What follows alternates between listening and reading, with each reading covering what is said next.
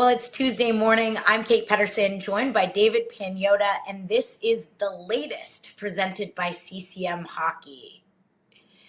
Well, I would call it a quiet Monday night with only 3 games, but definitely not quiet for the New York Rangers. Nope. A blowout there versus the Devils, 5-1. They're struggling. They've lost 6 of their last 7 games, but yet they're still in a wild card spot in the East. Dave, where do they go from here? Are they going to make some changes to their roster? What can they do? Now, the good news is they've got a couple days because they don't play again until Friday. Yeah. They got a little bit of time to breathe, Kate, a little bit. But the fans in Manhattan, they're breathing a little bit heavier. They're sighing a little bit deeper, and they're ticked off. And the team, you're seeing frustration that's now boiling into this room, and it's translating on the ice even more so. As you said, 6 of their last 7 they've dropped. They don't play till Friday. Now, they've got the next 4 opponents are against non-playoff teams. They've got an opportunity to kind of right the ship a little bit and get back on track. And as you suggested or mentioned, they're still in a playoff position. This isn't a team that is, 2-7. Like, this is a club where they're still, they're still on track to do well this season. They just need to get out of this funk. The problem is when you release information that becomes public, that trickles into the room, and now everybody knows Trouba's available, everybody knows Kakko's available, everybody knows Kreider's available, and so on. So yes, Drury is still continuing having trade conversations with other clubs. I do think and have gotten the sense in the last few days that Kakko's name is a little bit more prominent right now as they try to bring in somebody that can slot into their top 6, and maybe Kakko is the main piece that gets moved out. He's under contract. He's on pace for 40-some-odd points. A bit of a rebound from last season, but still not at the echelon that they anticipated the second overall pick in his draft class to be. But he is available. He's the guy that we're kind of keeping tabs on right now. The other suggestion out there, a coaching change, I don't really get that sense right now that Lavi's in any danger at the moment. But things do need to shift quickly for this club, and they're counting on at least one potential change to occur to kind of spark them in the right direction. Well, we'll keep tabs on that. Let's move over to the Red Wings. They have struggled to find consistency this season. Then we hear the news, Patrick Kane on the IR with an upper body injury. Now, that's retroactive to November 23rd, so he is eligible, but it doesn't sound like he's ready to be back in the lineup. What do you think is going on there? There's lots of trade speculation. Is Derek Lalonde in danger? What's going on?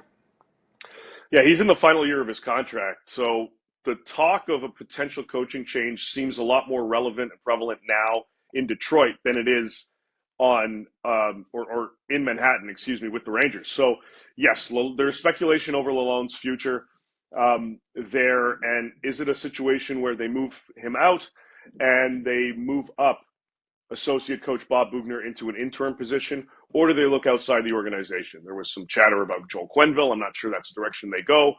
Jay Woodcroft's name has been brought up as a potential option as well. So they're going to evaluate that. But the plan hasn't gone Stevie's way in Detroit. So he is looking to make some changes, talking to other people around the league. He is exploring a little bit. The problem with them is they've got a lot of guys under contract.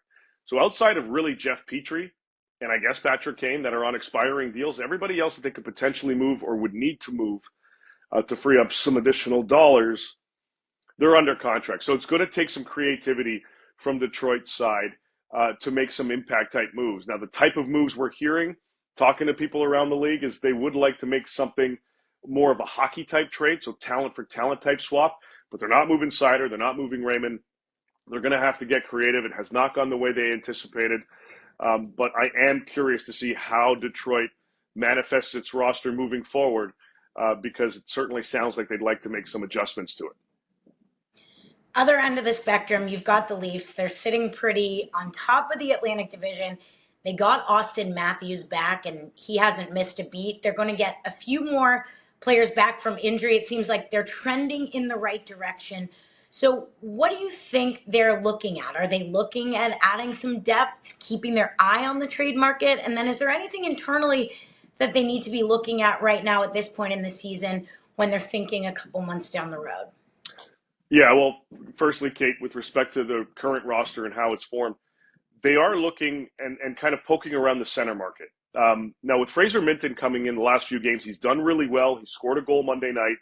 He's fit really nicely. And Craig Berube, their head coach, said after the game that he's a smart player, a veteran player that's just in a young body. So they like what they see there.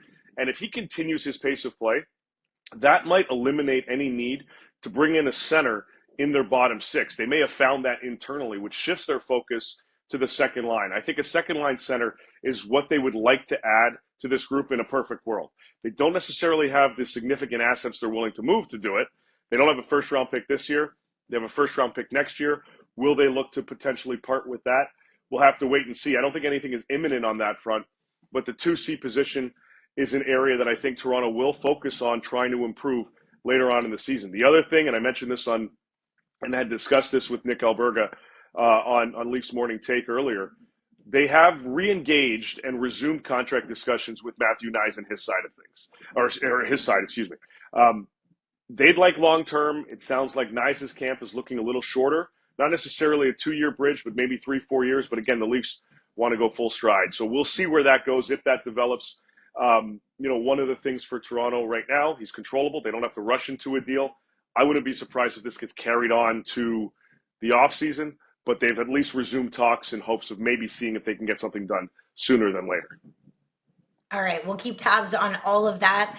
Busier night in the league tonight, 10 games on tap. And then we've got to talk a little bit about tomorrow, because tomorrow afternoon and evening, worst kept secret, most of the rosters are out there. Yeah. But the official announcement of the Four Nations rosters will be tomorrow afternoon and tomorrow evening. We've talked a little bit about Canada's goaltending situation, but we're going to find out all of the above tomorrow, and we'll get you guys updated on our next edition of The Latest, presented by CCM Hockey.